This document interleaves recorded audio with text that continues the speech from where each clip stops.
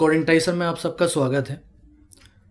Smartphones के बारे में तो आप सब जानते होंगे, लेकिन क्या आप डम फ़ोन्स के बारे में जानते हैं?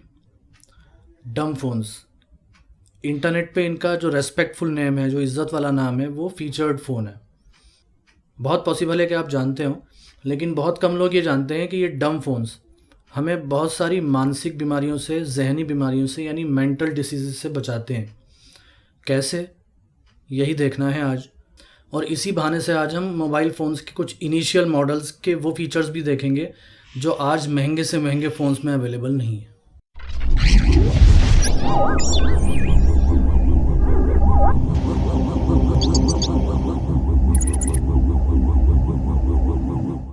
मोबाइल फ़ोन्स का एक ज़माना ऐसा था कि जब हम मार्केट में मोबाइल फ़ोन लेने जाते थे तो ढेरों कंपनीज़ के ऑप्शंस अवेलेबल थे।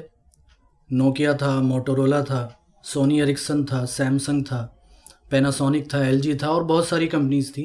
और हर कंपनी के फ़ोन्स अपने डिज़ाइन फ़ीचर्स में, अपने फॉर्म फैक्टर में, अपनी बिल्ड में इतने यूनिक और इतने इनोवेटिव थे कि आज के फ़ोन्स में वो बिल्कुल भी देखने को नहीं मिलता है। बहुत जल्दी से मैं आपको उन फ़ोन्स की एक झलक दिखाना चाहता हूँ। हो सकता है ये फ़ोन कुछ लोगों को याद हो, नोकिया का एनगेज। ये एक गेमिंग फ़ोन था और आप इसके डिज़ाइन को देख के समझ सकते हैं कि ये गेम के लिए बहुत ज़्यादा सूटेबल है। और इस फ़ोन को कौन नहीं जानता, नोकिया 3310 अपने टाइम का सबसे ज़्यादा पॉपुलर फ़ोन था। ये नोकिया 5210 ये मैंने भी यूज़ किया है और ये फ़ोन शॉक प्रूफ था, डस्ट रेजिस्टेंट था, वाटर रेजिस्टेंट था। और इसमें दो फीचर्स ऐसे थे जो मुझे बहुत पसंद थे। एक तो इसका केस आप इस तरह अलग कर सकते थे, मतलब ये मोबाइल फ़ोन की मशीन आप यानी इस मोबाइल फ़ोन के केस को आप दोनों साइड से पकड़ के हाफ पीसीस में अलग कर सकते थे और एक नया ओरिजिनल नोकिया का कवर खरीद के, केस खरीद के हम इसके अंदर इसको रिनोवेट कर सकते थे। इसके अलावा इस फ़ोन में एक फ़ीचर और था, ये आपका रूम टेम्परेचर भी बताया करता था, जो इस मॉडल के बाद मैंने किसी और फ़ोन में और आज तक महंगे से महंगे फ़ोन के अंदर भी मैंने ये फ़ीचर नहीं देखा कि वो आपके रूम का टेम्परेचर बताए। यानी इसमें टेम्परेचर सेंसर था। अभी हम जो अपने स्मार्टफोन के अंदर वेदर फोरकास्टिंग देखते हैं और टेम्परेचर देखते हैं, वो तो इंटरनेट से डाउनलोड होकर हमें दिखाया जाता है कि यानी शहर गांव में अलग अलग जगहों पे कहीं सेंसर्स लगे होते हैं, वहाँ से वो डाटा कलेक्ट होता है और वो स्ट्रीम किया जाता है इंटरनेट के थ्रू। लेकिन इस फ़ोन के अंदर अपना एक टेम्परेचर सेंसर था जो आपके रूम का टेम्परेचर बताता था। नोकिया का ये फ़ोन था 6800, इसमें डबल कीपैड था। जो नॉर्मल कीपैड था उसको आप हटाएंगे, उसको आप खोलेंगे और दूसरी साइड पे इसको फ्लिप कर देंगे तो अंदर से दो पार्ट्स में क्वालिटी कीबोर्ड यानी कंप्यूटर जैसा कीबोर्ड निकलता था। ये मेरा फेवरेट फ़ोन था N93 और इसको देख सकते हैं, इसका फॉर्म फैक्टर ऐसा है कि इसको आप हैंडी कैम की तरह भी यूज़ कर सकते थे। इस तरह इसकी स्क्रीन को टिल्ट करके आप गेम भी खेल सकते थे। इसी के कंपटीशन में पैनासोनिक का एक ये मॉडल है X300, इसे भी आप देख सकते हैं कि हैंडी कैम की तरह यूज़ किया जा सकता था और इसकी स्क्रीन फ्लिप हो जाया करती थी, जैसे कि आजकल कैमराज में, DSLRs वगैरह में अलग से हो जाया करती है। ये बहुत पॉपुलर फ़ोन रहा है मोटोरोला का रेज़र। एक ये मॉडल भी मोटोरोला का इंटरेस्टिंग मॉडल था। बहुत छोटा सा फ़ोन, इसके डिज़ाइन को आप देखें कितना ट्रेंडी डिज़ाइन है। यानी इसी तरह आप सोच सकते हैं कि इस पर एक हेलमेट टाइप कवरिंग थी जो इसे प्रोटेक्ट भी करती थी और इसकी खूबसूरती में भी चार चांद लगाती थी। T720, मोटोरोला का T720, इसमें कैमरा अलग से अटैच कर सकते थे आप। यानी कैमरा भी मोटोरोला का है जो इस फ़ोटो में नज़र आ रहा है और फ़ोन भी मोटोरोला का है। तो फ़ोन के अंदर जो कैमरा है वो बहुत बेसिक कैमरा था।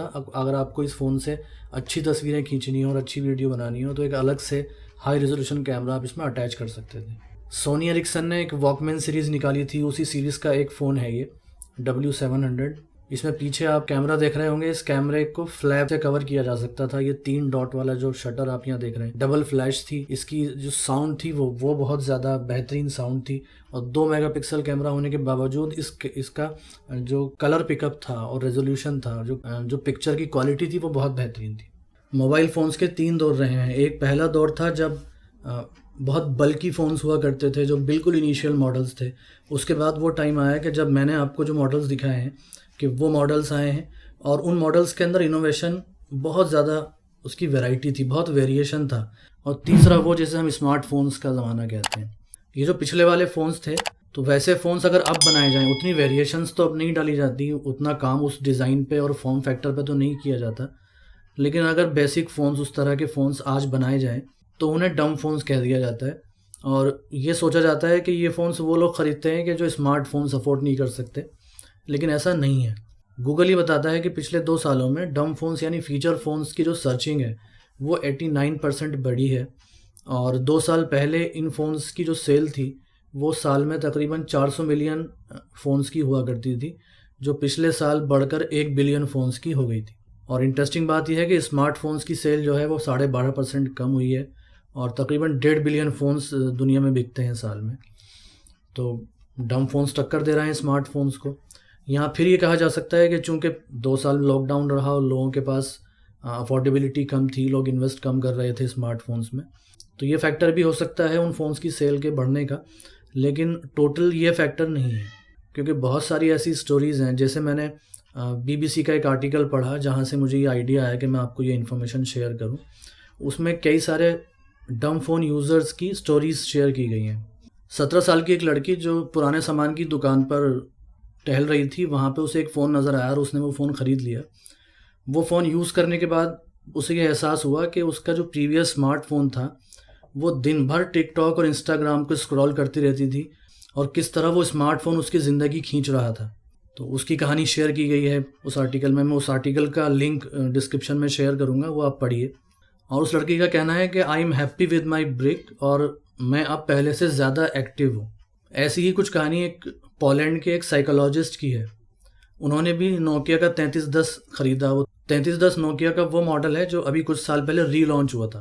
तो वो फ़ोन ख़रीदने के बाद जब उन्होंने स्मार्टफ़ोन से स्विच करके वो उस फ़ोन पे, उस फ़ीचर फ़ोन पे आए, तो उनका कहना है कि वो इससे पहले हमेशा इंटरनेट ब्राउज़ करते रहते थे, फ़ेसबुक देखते रहते थे, न्यूज़ देखते रहते थे, बहुत सारे फैक्ट्स चेक करते रहते थे इंटरनेट पे, जिन फैक्ट्स को जानने की वो कहते हैं कि हमें ज़रूरत भी नहीं थी।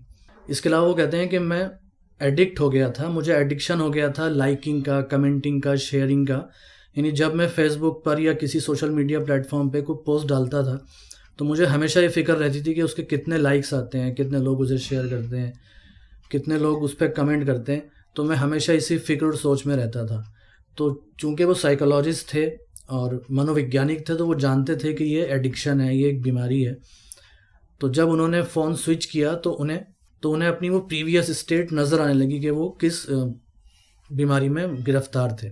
और ये एक हकीकत है कि बहुत सारी रिसर्चेज़ ऐसी हो चुकी हैं कि मोबाइल फ़ोन्स यानी स्मार्टफ़ोन्स का यूज़, और स्मार्टफ़ोन ही नहीं बल्कि स्मार्टफ़ोन में सोशल मीडिया का जो यूज़ है, जो सोशल एप्लीकेशंस का यूज़ है, उसका बहुत गहरा ताल्लुक़ है, रिलेशन है बहुत सारी मेंटल डिसीज़ेज़ से, डिप्रेशन से, ओसीडी ऑब्सेसिव कंपल्सिव डिसऑर्डर्स से, कॉग्निटिव बिहेवियर के चेंजिंग से, इरिटेशन, फ्रस्ट्रेशन, ये सारी चीज़ें इंसान में पैदा होने लगती हैं। क्योंकि उसकी वजह ये बताई जाती है कि जो सोशल मीडिया पे एक्टिव रहता है, वो अपने रियल रिलेशंस को छोड़कर वर्चुअल रिलेशंस पे इतना ध्यान देता है और वहाँ से उसको इतना एप्रिसिएशन की तलाश होती है कि जब वहाँ से उसको वो बूस्ट मिलता है, तो उसके जो रियल रिलेशंस हैं वो बिगड़ने शुरू हो जाते हैं और उसकी जो थिंकिंग है वो रियलिस्टिक नहीं होकर वर्चुअलिस्टिक हो जाती है। तो वो पोलैंड के जो साइकोलॉजिस्ट थे, उनका कहना है कि जब स्मार्टफ़ोन वो यूज़ करते थे, तो बाहर जाने पर बसेस के रूट्स देखने होते थे, नियर बाय कोई रेस्टोरेंट्स हैं तो उन रेस्टोरेंट्स की लिस्ट चाहिए होती थी, जीपीएस यूज़ करते थे। तो ऐसी बहुत सारे फीचर्स जो स्मार्टफ़ोन हमारी ज़िंदगी को आसान बनाने के लिए देता है, वो सब यूज़ करते थे, जो कि अब वो यूज़ नहीं कर पा रहे हैं। लेकिन उनका कहना है कि ये सब हमारी हैबिट पर डिपेंड करता है, क्योंकि अब वो जब घर से निकलते हैं ये सारी तैयारियां करके निकलते हैं, अपने लैपटॉप पे वो सारे काम करके निकलते हैं। तो ये एक चैलेंज तो है कि हम में से कोई भी अगर गैप लेना चाहे, एक ब्रेक चाहे स्मार्टफोन से, तो जो बहुत सारी सर्विसेज हम अपने फ़ोन्स के थ्रू यूज़ कर रहे हैं वो हम नहीं कर पाएंगे, तो उसका अल्टरनेट हमें ढूंढना पड़ेगा। बहुत सारे काम ऐसे हैं जो हमारे लैपटॉप पे, कंप्यूटर पे हो जाएंगे और कई काम ऐसे हैं कि जो उस पर भी नहीं हो सकते हैं। बहुत सारे फीचर्स हैं जो स्मार्टफोन्स के थ्रू ही हमें अवेलेबल होते हैं। तो ये अब हमारा डिसीजन है, क्योंकि स्मार्टफ़ोन बुरे नहीं हैं, सोशल मीडिया जो है वो भी बुरा नहीं है और डम फ़ोन्स जो हैं वो भी बेकार नहीं है। सब कुछ अपनी जगह काम का है। एक्चुअल चीज़ क्या है कि हम कितना बैलेंस करते हैं अपनी लाइफ को। तो अगर हमारे अंदर हम मेंटली इतने स्ट्रांग हैं, हमारी विल पावर इतनी ज़्यादा है कि हम सब कुछ बैलेंस कर सकते हैं, हम स्मार्टफ़ोन भी यूज़ कर सकते हैं और अपनी ज़िंदगी को मेंटल डिसीज़ से ही बचा सकते हैं, तो वेल एंड गुड। लेकिन अगर हम इतने स्ट्रांग नहीं हैं और हमें एक पुश चाहिए, तो फिर हमें ब्रेक चाहिए स्मार्टफोन से। ये भी सोचने की बात है कि आज इतने सारे स्मार्टफोन्स क्यों हैं, क्योंकि डिमांड ज़्यादा है। तो जैसे ही डिमांड होती है वैसे ही मैन्युफैक्चरर्स और कॉरपोरेट जो है वो सॉल्यूशंस प्रोवाइड करते हैं। तो जब जब फीचर फ़ोन्स की डिमांड बढ़ेगी तो फिर आप यकीन जानें कि जैसे फ़ोन्स मैंने आपको दिखाए हैं, देख के आपको भी लगा होगा कि आज भी ऐसे फीचर्स होने चाहिए फ़ोन्स में, तो वो दोबारा से अवेलेबल हो सकते हैं अगर हम उसकी डिमांड करेंगे। और डिमांड कैसे होगी कि हम उसको अडॉप्ट करना चाहेंगे। और इसकी एग्जांपल मैं आपको देता हूँ। न्यूयॉर्क में एक कंपनी है जिसने लाइट फ़ोन नाम से एक ब्रांड बनाया है। वो फ़ोन एक ऐसा फ़ोन है कि इसमें इंटरनेट तो चलता है, क्योंकि आमतौर से फ़ीचर फ़ोन्स में इंटरनेट उतना एफिशिएंटली नहीं चलता, या तो नहीं होता या इतना एफिशिएंट नहीं होता। तो लाइट फ़ोन्स के अंदर इंटरनेट चलता है, लेकिन किस लिए? क्योंकि आप म्यूज़िक सुन सकें, पॉडकास्ट सुन सकें, और उसमें ब्लूटूथ है ताकि आप अपने ब्लूटूथ हेडसेट को उससे कनेक्ट कर सकें। इतने फीचर्स तो उसके अंदर हैं। लेकिन उस कंपनी ने ये प्लेज ली हुई है, यानी ये कसम खाई हुई है कि कभी भी उनके फ़ोन्स के अंदर इंटरनेट ब्राउज़र नहीं होगा, और कभी भी उनके फ़ोन्स के अंदर सोशल मीडिया एप्लीकेशंस नहीं होंगे। जिस पर्पज़ से उन्होंने ये फ़ोन बनाया था वो ये था कि मंडे टू फ्राइडे सैटरडे लोग ऑफिस में बिज़ी रहते हैं या अपने काम में बिज़ी रहते हैं और अपने स्मार्टफोन्स के साथ कनेक्टेड रहते हैं। तो उन्हें 1 दिन का ब्रेक मिल जाए, 2 दिन का ब्रेक मिल जाए, तो हम में से कुछ लोग चाहते हैं कि सैटरडे संडे हमारा फ़ोन से अलग गुजरे और हम डिस्टर्ब ना हो। तो ऐसे टाइम के लिए उन्होंने वो फ़ोन बनाया था कि आप सेकेंडरी फ़ोन की तरह उसको यूज़ कर लें अपने वीकेंड्स पर। लेकिन उन्होंने देखा कि जो उनके बायर्स हैं उन्होंने उस फ़ोन को ख़रीदा और प्राइमरी फ़ोन बना लिया उसको। और ये भी उन्होंने बताया इस कंपनी ने कि उनका टारगेट ये था, उनकी एक्सपेक्टेशंस ये थी कि ये फ़ोन्स जो हैं लाइट फ़ोन, ये 30-40 साल से बड़े 30-40 साल की एज से ज़्यादा के लोग इसे इस्तेमाल करेंगे। लेकिन हैरानी की बात यह है कि उनको पता लगा कि उनके बायर्स में ज़्यादातर तादाद जो है वो 25 से 35 साल 25 टू 35 ईयर्स के बच्चों की और नौजवानों की है। तो ये मेरी एक कोशिश थी आपके सामने स्मार्टफोन्स और डम फ़ोन्स की मार्केट का कंपैरिजन रखने की, और इसका फ़ायदा हम अपनी लाइफ में कैसे उठा सकते हैं। अगर आपको हमारा ये कंटेंट पसंद आता है तो आप इसे दूसरों तक पहुंचाएं, शेयर करें, हमारे चैनल को सब्सक्राइब करें और बेल आइकन दबाएं ताकि अगली आने वाली वीडियोस टाइम पर आप तक पहुंच सकें।